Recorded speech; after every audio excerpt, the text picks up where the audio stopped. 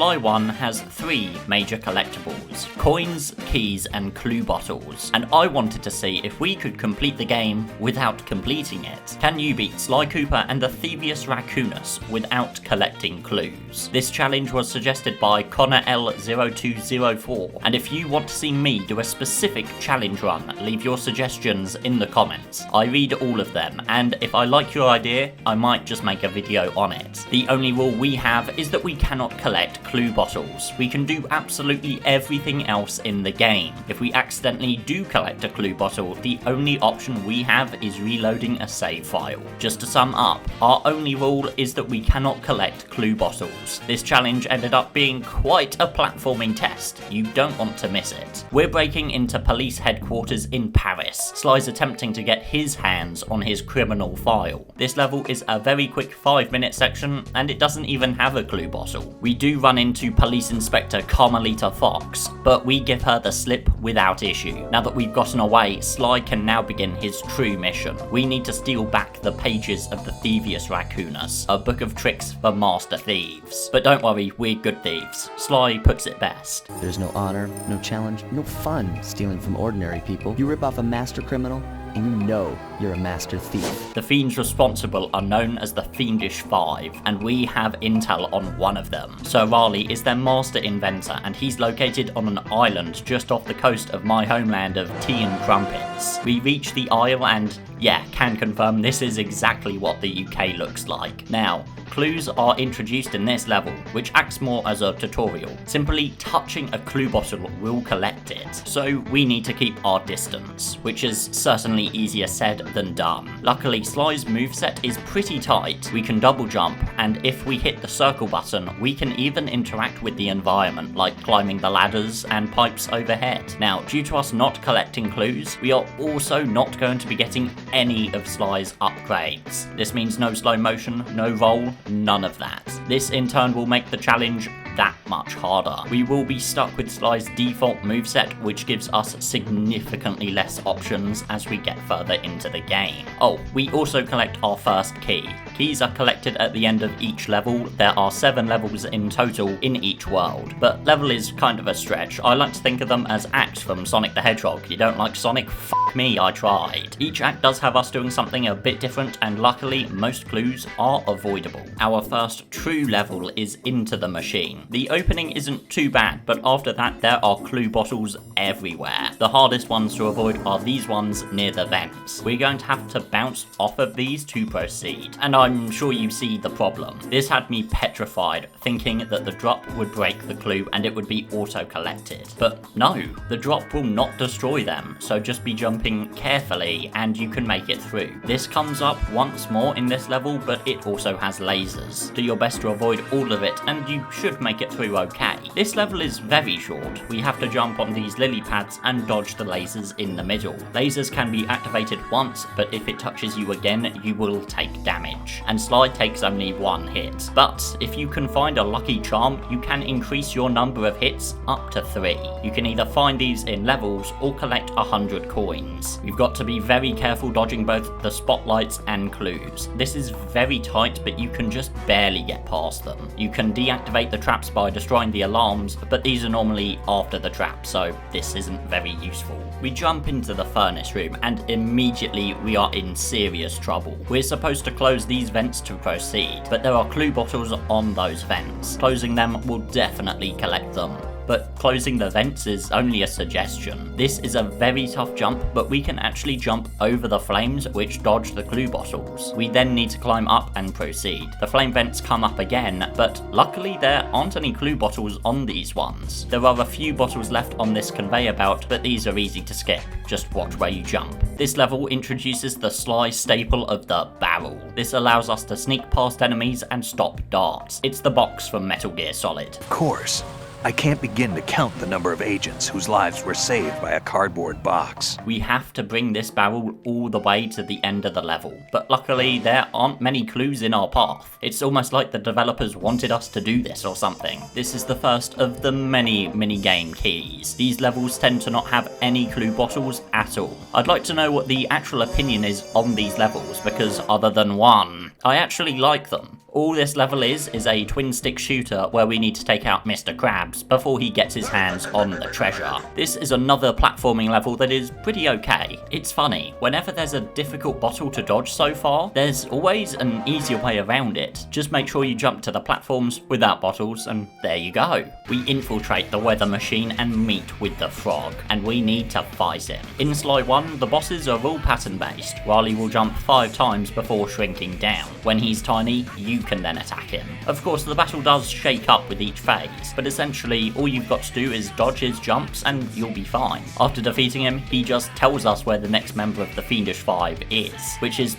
a pretty stupid thing to do, but oh well. Now, I did lie a bit earlier. We do get a few upgrades to Sly's moveset, but these are only the story necessary ones. In this case, the Ninja Spire jump, which will be used a lot from this point on. We just barely avoid Carmelita on the way out, and the old frog is put behind bars. We're visiting Mugshot next in the USA. He's a bulldog gangster that's taken over a casino.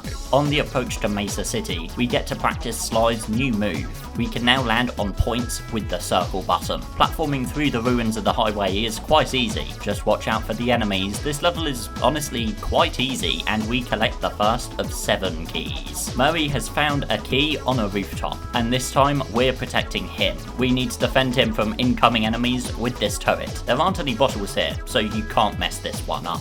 We are now running around the lower levels of Mugshot's casino, and while he spends a great deal on security, the same can't be said on his maintenance. We've got to dodge all of these gangsters, as they can tear us to shreds in seconds with their machine guns. This can be pretty tough, especially without upgrades like the roll, but we make do. There are also several annoying clue bottles, mostly on the chandeliers and the craps tables. Just be careful with jumps, as the physics on geometry can be pretty wonky at times. After a little gambling, we get the key and get out of there. This is another minigame level. This time, we're controlling Murray in a race. Again, the races are considered to be really bad, but I've genuinely never had a problem with them. To be fair, I'm one of those freaks that enjoy the mech and treasure hunting levels in Sonic Adventure 2, so take my opinions with a grain of salt. We collect the key here, no problem. This is a level on just one rooftop. You'd think that this level would be the easiest, but you'd be wrong. We've got to keep on platforming while dodging several clue bottles in the way. Luckily, with enough patience, we can make it through, before being stopped by my greatest fear. We need to travel inside this crane to jump off and send it crashing down, but there's a clue bottle in the way. This is a deceptively difficult jump, but we can actually jump over the clue bottle just barely, sending the crane crashing down, and we collect the key. Carmelita seems to have caught up with us, and after a little banter... Sounds romantic, as long as you don't mind dining in jail. Nah, I hear the service is lousy. She's coming to put us away. We platform along the rooftops of Mesa City. Luckily, most of the clues in this level are out of the way, meaning that we don't need to be performing any Matrix-like dodging while also being shot at. We keep going through the broken buildings, and we trap Carmelita on a balloon. She is then left wandering the night sky on a massive balloon of Mugshot. This level is easily the hardest one yet.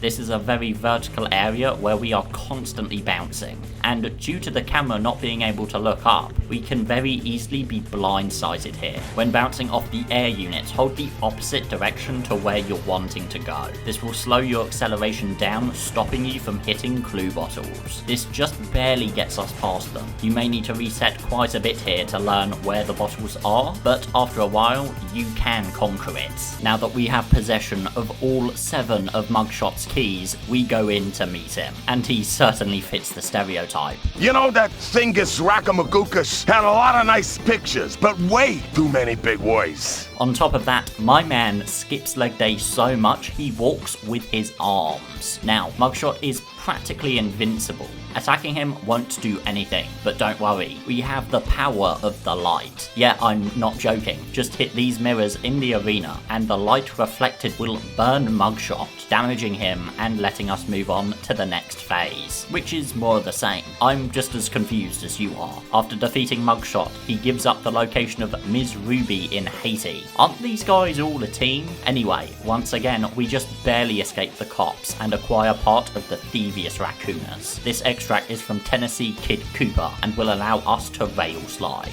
Sly and the team are on their way to Haiti to stop Ms. Ruby, a criminal psychic who's got a knack for the revival of the undead. She lives deep in a swamp, and this is quite possibly everyone's least favourite level for a good reason, but we'll get to that later.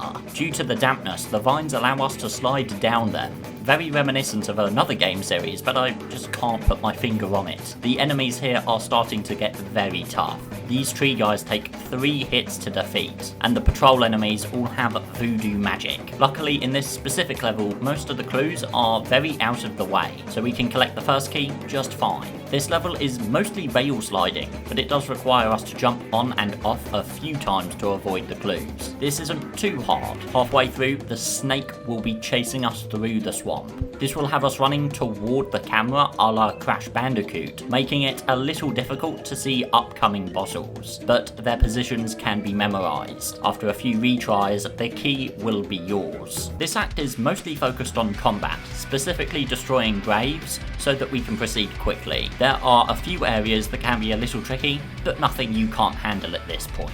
This is another mini-game level where we need to ride around on this jet ski thing and light some torches. The issue is that we need to run down piranhas for fuel, and we only have 2 minutes. Again, this level doesn't even have any clue bottles, so it's played exactly as normal. This is a tough level, but it might genuinely be one of the easiest to do clueless. It's a pretty wide level, letting us skip most of the clues pretty easily. The things you need to watch out for are the guards with spotlights. There are quite a few, and they can wipe you out easy. Another minigame. This is a run and gun on a scooter. We need to defeat all the enemies in our path and proceed to the key. Just take out the enemies close to you, and when you have an opening, try to make progress on destroying the spawners. Again, no clues in minigames, so we don't have to worry about accidentally shooting one. Jesus, another minigame. I'm starting to understand the issue now. This time, we're hitting 50 chickens, while we need to avoid hitting the ones with bombs. Easy enough. We again don't have to worry about clue bottles, so I'm not wasting any more time. Speaking of wasting time, fuck this fucking level, I genuinely rather fucking kill myself than play this fucking shit. No wonder you don't have any friends, you lonely fuck. Taking away all of my fucking lives, God knows I only have a few of those. I pressed X there, you cheap fuck. Great to see this level is as good as I remember. This is a boss fight disguised as a rhythm minigame. A rhythm minigame with very distracting, very offbeat music. Like, why would you do that? That's like the #1 thing with a rhythm game, right? And on top of that, no checkpoints. If you die at some point in this 5-minute offbeat rhythm section, you need to start again. But against all odds, we do it. We defeat Ms. Ruby and learn how to turn invisible. Shortly after getting the page back, Carmelita comes bursting in and makes her arrests, just barely missing us. Now, we're on our way to meet the Panda King, a demolitions expert deep in the Tibetan mountains of China. We're back to some fun platforming levels at last. Be sure to time jumps correctly to just barely get in between the bottles, as they are littered all over the place again. We need to time our wall sliding to dodge the spotlights, and honestly, that's about it. Do remember that we can turn invisible whenever we want, but we won't be able to move while doing so. We collect the key and move on. Honestly, I'm at this point just going to skip over all the other mini games, as I just can't be asked to write about them anymore. Just know that none have clues, so we can complete them all just fine. These winter levels are actually some of my favourite, because unlike any other game, they don't have ice physics. This turns what could have been one of the worst worlds of the game into possibly my favourite. We need to climb up this temple and mountain, dodging lasers and defeating enemies. There are quite a few clue bottles, but with some good dodging, you can get past all of them pretty easily. This level is built around the use of our new invisibility ability. Though there are plenty of bottles all over the place, many are in very irritating areas like above the lasers here, which restricts where we can jump. We climb up temples and slide between buildings. Climbing up this final tower can be tricky with all the enemies, but it shouldn't be too bad. Jump all the way back down while avoiding the lasers again, and the key is yours. we meet Carmelita again for round 2, with again some more banter. Freeze, Raccoon! How can I freeze when my heart warms at the very sight of you? Shut up, Ringtail. Before we are forced to flee. This level is a lot harder than the one back in Mesa, and it's got clues in the way of progression too. Just keep your mind several steps ahead of where you're going and you should be able to make it out just fine. Be careful when you hit the icicle section, because Carmelita may shoot the ones ahead of you. Breaking them, all you've got to do is wait a few seconds for the next one to drop. We collect the key and hopefully Carmelita doesn't die from that fall, sweet Jesus. With all 7 of the Panda King's keys, we travel up to his base. He's planning to destroy even more villages with his fireworks displays, and we need to put an end to it. This is the only fight other than maybe Raleigh, who is kind of just a normal traditional boss, not like Mugshot or Ruby. Unfortunately, this does mean I don't really have much to say about it, but hey, we defeat him and we get back another extract of the book, failing just in time to escape Carmelita's wrath. We are now on the way to the leader of the Fiendish Five, Clockwork, a mechanical owl of hatred. Now, the first couple areas are just minigames again, not even difficult ones at that, so skip. We find that Clockwork has actually captured Carmelita and Sly needs to save her. Even the final traditional Sly level doesn't have any clue bottles. Dodging all of the lasers does feel pretty cool though. We saved Carmelita, but it was a trap.